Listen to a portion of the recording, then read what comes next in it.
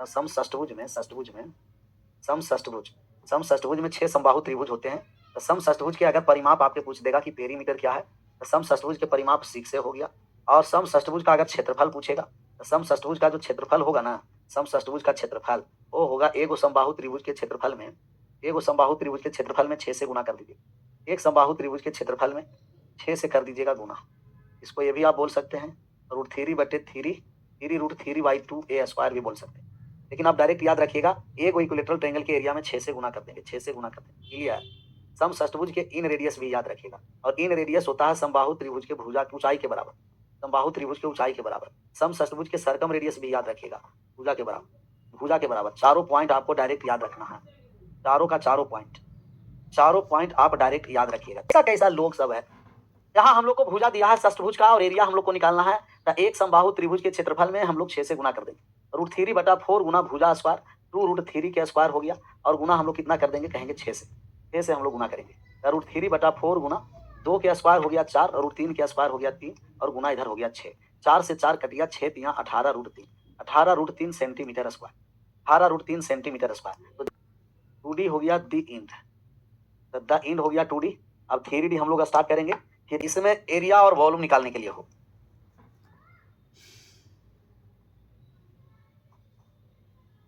Area इसमें हम लोग 2 प्रकार के देखें, एक हो जाएगा हम लोग को लेटरल सरफेस एरिया कहिए या कर्व सरफेस एरिया कहिए, और एक होता है total surface area, total surface area. तो जिसका हम लोग निकालते हैं आयतन वो 3D होगा, जिसका हम लोग आयतन नहीं निकालेंगे वो 2D होगा। साउंड नहीं जा रही है? मीटर है, घन का आयतन कितना होगा, तो हम लोग सबसे पहले घन के बारे में समझेंगे। हेडिंग डाल दीजिए घन, हेडिंग क्या डालना है, घन डालना है, घन क्यू।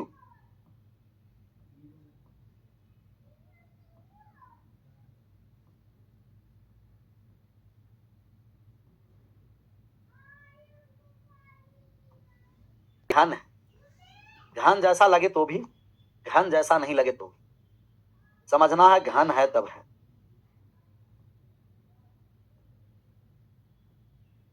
घन, इसके लंबाई भी घन होगा ए, घन का चौड़ाई भी ए होगा, और घन का ऊंचाई भी ए होगा, सब इसका ए होगा, सभी का सभी क्या होगा, ए।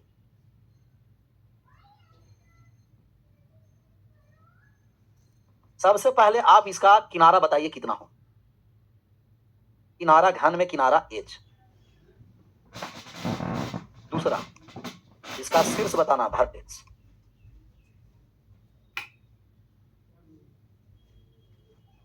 सतह या फलक कितना हो, कमेंट बॉक्स में छापना।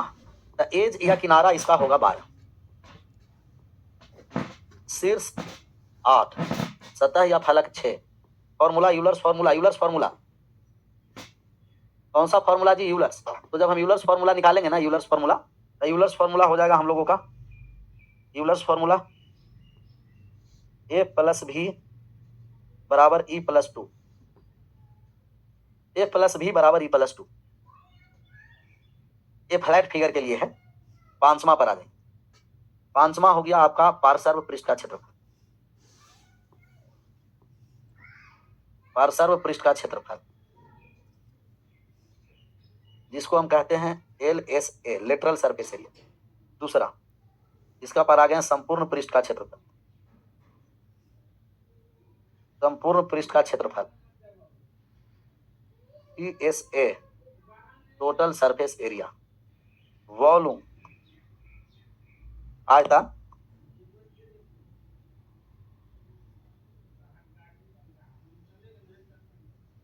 वॉल्यूम,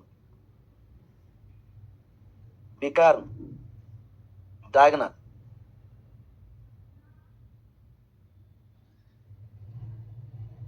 परिमाप, सभी भुजाओं का योग।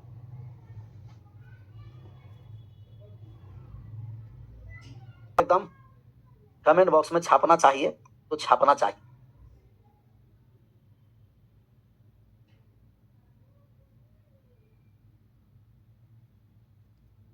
अब ये हो गया 4a स्क्वायर, टोटल पृष्ठ का क्षेत्रफल है ना, इसे 6a स्क्वायर बोले।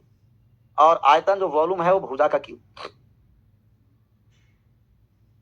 और विकर्ण है a√3, और परिमाप हो गया 12 किनारा है ना, 12 ए परिमाप।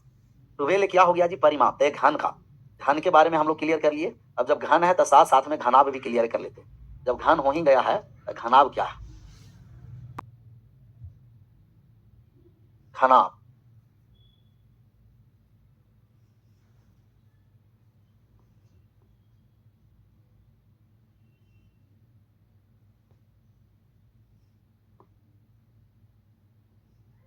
क्यूबॉइड घनाभ, घनाभ के बारे में हम लोग समझेंगे। सबसे पहले घनाभ यहाँ समझिए कि घनाभ होता क्या है। कहिएगा कि घनाभ के लंबाई, चौड़ाई, गहराई, ऊंचाई सब अलग अलग होता है। घनाभ के लंबाई, चौड़ाई, गहराई, ऊंचाई सब क्या होगा? अलग अलग। घनाभ जैसा लगे तो भी और घनाभ जैसा नहीं लगे तो।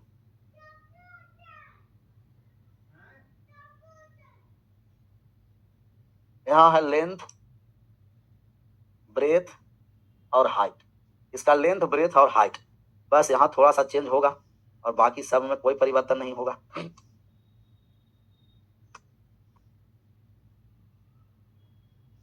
इसको चारों दीवारों का क्षेत्रफल भी बोलेंगे। पार्श्व पृष्ठ का क्षेत्रफल या चारों दीवारों का क्षेत्रफल, चारों दीवारों का क्षेत्रफल। पार्श्व पृष्ठ का क्षेत्रफल या चारों दीवारों का क्षेत्रफल, जिसे हम कहते हैं LSA, लेटरल सरफेस एरिया। इसका जो लेटरल सरफेस एरिया होगा ये हो जाएगा 2 into L plus B into H. आधार के परिमाप में ऊंचाई से गुना कर दीजिएगा। संपूर्ण पृष्ठ का क्षेत्रफल 2 into L B plus B H plus L H. और ये हो गया हम लोग को आयतन वॉल्यूम LBH होगा। और विकर्ण डायगनल हो गया अंडर रूट में, डायगनल हो जाएगा रूट में, रूट में हो जाएगा L square plus B square plus H square. ये डायगनल हो गया। परिमाप, जब परिमाप हम लोग निकालेंगे ना तो लंबाई एक और एक, दो गो लंबाई ऊपर और दो गो नीचे, दो चार गो लंबाई, चार ऊंचाई हो जाएगा और चार गो चौड़ाई हो जाएगा। तब ये हो गया 4 into L plus B plus H. 4 into L plus B plus H, तो 4 into L plus B plus H आया। तो यहाँ हम लोग दोनों फॉर्मूला देख लिए, घन के साथ भी देख लिए और यही बगल में घनाभ के साथ भी हो गया। एक साथ घन और घनाभ दोनों देख लिए ना। चलिए आयतन निकालना, निकालिए। तो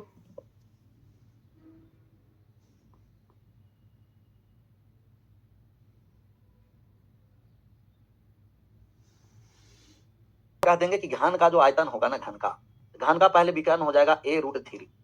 A√3 बराबर कितना है? √12 है। √12 A√3, √12 को हम लिख सकते हैं 2√3। तो √3 से √3 कट गया, A बराबर 2 हो गया।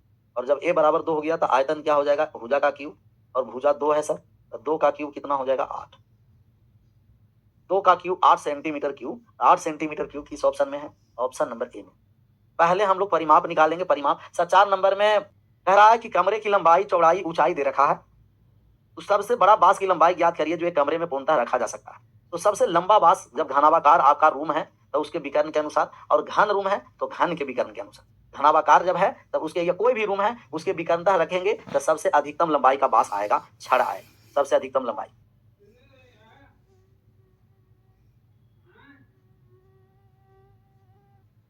तो इसका विकर्ण हो जाएगा रूट में L square plus B square plus H square. L का मान कितना है? 5 के स्क्वायर, बी का मान 4 के स्क्वायर है, और एच का मान कितना है जी? 3 के स्क्वायर है। तो 5 के स्क्वायर हो गया 25, 4 के स्क्वायर हो गया 16, 3 के स्क्वायर हो गया 9। 16 9 25 और 25 कितना हो गया? 50। 50 को हम लिख देंगे 5√2, 5√2 तो 5√2 मीटर। 5 भुजा का योग। अच्छा सवाल है, 3D कम अलजेब्रा ज्यादा है। तो योग दे रखा है 12, संपूर्ण पृष्ठ का क्षेत्रफल 94 दिया है। उस बक्से में रखे जाने वाली लंबी से लंबी छड़ की लंबाई ज्ञात करना है कि सबसे लंबी से लंबी छड़ की लंबाई क्या हो। डायगोनल कहां बोला है निकालने के लिए? सबसे अधिकतम से अधिकतम छड़ की लंबाई का मतलब डायगोनल होता है जी, डायगोनल बोला नहीं है, डायगोनल होता है लंबाई प्लस चौड़ाई प्लस ऊंचाई। कितना दे रखा है? 12। और संपूर्ण पृष्ठ का क्षेत्रफल 2 into L B plus B H plus L H. इसका मान कितना दे रखा है? कहिएगा 94, 94 सेंटीमीटर स्क्वायर। हमें सबसे बक्से में रखे जाने वाली सबसे लंबा छड़ की लंबाई और बक्से में रखे जाने वाली सबसे लंबा छड़ डायगोनल होता है। तो डायगोनल का जब हम लोग मान निकालेंगे तो L square plus B square plus H square. L square plus B square plus H square का हमें मान निकालना है। इस डायगोनल के मान हम लोग को निकालना है। निकालने जा रहे हैं। L square B square H square कैसे निकलेगा? तो L plus B plus H, A B C जैसे है ना, ऐसे एल बी एच का होल स्क्वायर कर देंगे। तो A plus B plus H का होल स्क्वायर करेंगे तभी हो गया ए स्क्वायर। फॉर्मूला ये सब याद रखना चाहिए। L square plus B square plus H square plus 2 into L B plus 2 common लिए तो बी एच और प्लस हो गया एल एच, हो गया एल एच। तो A plus A L B H का मान 12 है, तो 12 के हम स्क्वायर कर दिए तो 144 हो गया। L square B square H square का मान निकालना है। तो एल स्क्वायर प्लस का B square plus H square. अच्छा 2 into L B B H का मान दिया हुआ है। 2 into L B B H total surface area है। 2 into L B B H total surface area. और टोटल सरफेस एरिया कितना दे रखा है? 94। तो टोटल सरफेस एरिया टोटल 94 दे रखा है। 94 आकर के घट गया 144 में से, तो 144 में से 94 आकर के घटा, तो हो गया L square plus B square plus H square, H square. तो L square B square H square का जो मान हुआ ये घट करके आ गया 50। अगर पूछता कि इनके सभी भुजा के वर्गों का योग, तो सभी भुजाओं के वर्गों का योग 50 हो गया। यही विकर्ण है। सबसे लंबा छड़, तो छड़ की लंबाई, बांस की लंबाई, तार की लंबाई, ये डायगोनल हो गया। अब डायगोनल जब हम लोग निकालने आए तो ये रूट 50 हो गया। और रूट 50 को हम लोग लिख देंगे 5√2। 5√2 मीटर सेंटीमीटर है, तो सेंटीमीटर लंबा हमें छड़ चाहिए। तो किस ऑप्शन में है? कहिएगा option number C is right answer. C for Chhatrapati Shivaji. Option number C. 4 centimetre, 5 centimetre, 6 centimetre भुजा वाले घन को पिघलाकर एक बड़ा घन बनाया गया। पिछले धातु में से 62 सेंटीमीटर क्यूब धातु खराब हो गया, तो नए घन का पृष्ठीय क्षेत्रफल, तो 3 को छोटा छोटा घन को पिघला करके बड़ा घन बनाया। तो पहला वाला घन का हम आयतन निकालेंगे, भुजा का क्यूब। तो 4 का क्यूब कितना हो गया? 64 सेंटीमीटर क्यूब हो गया। फिर हो गया 5 का क्यूब, 5 का क्यूब 125 सेंटीमीटर क्यूब हो गया दूसरा घन का आयतन। तीसरा घन का आयतन 6 है, तो 6 का क्यूब कर दिए 216 सेंटीमीटर क्यूब। और तीनों घन के आयतन का हम योग करेंगे। तो तीनों घन के आयतन का योग कर दिया था 5 4 9 6 15 का 5। हासिल अभी भी रहा ये 6 2 8 8 1 9 और 1 10, अभी भी हासिल 1 3 और 1 4, 405 सेंटीमीटर क्यूब कुल मटेरियल है। तो किसी भी आकृति को गलाकर पिघलाकर बनाएंगे तो आयतन को इक्वल करेंगे, आयतन को।